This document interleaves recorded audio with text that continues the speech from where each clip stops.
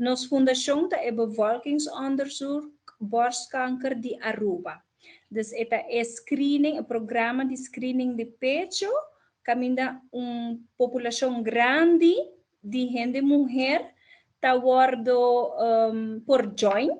So ita kaibaw di AZV, desculpa parte de AZV, cada 2 anos botin direito para participar na programa aqui.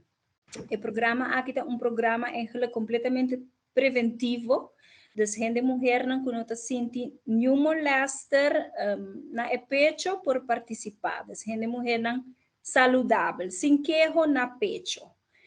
Nós assim esse hoop duidelijk, pois assim eenmaal bota bayendo tratamento acaba para o câncer de pecho, também roupa queda den mang de especialista, te ora essa aqui do nabo e green light a trobe, cuba claro o tratamento, bo seguir a woku e programa preventivo, então era bota bem dexica bob. Para sobre nossa sondeio de pueblo também, nos mesera wak, quatro é grupo de gente mulher kuta hanya ng mês com câncer de pecho, dus que idade está é grupo mais grande, caminha mais hopi gente mulher tá hanya problema com câncer de pecho. Então, esse aí ainda aqui na Aruba tá entre 45 e 75 anos de idade. Na Holanda, por exemplo, tá entre 50 e 70.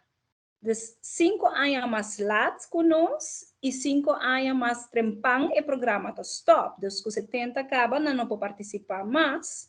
Aruba, dor que nós que a cifra anta mostra, com gente mais young com 50 também tem hope ta hanha. Nós apone 5 anos adiante, dus se nós começa 45 anos acaba, e nós a verlengue com 5 anos mais. Dus em total 10 anos mais de screening. A outra verdade, não fará, que nós atende mais e mais com gente de 30, quizás também tem câncer de pecho, isso aí existe.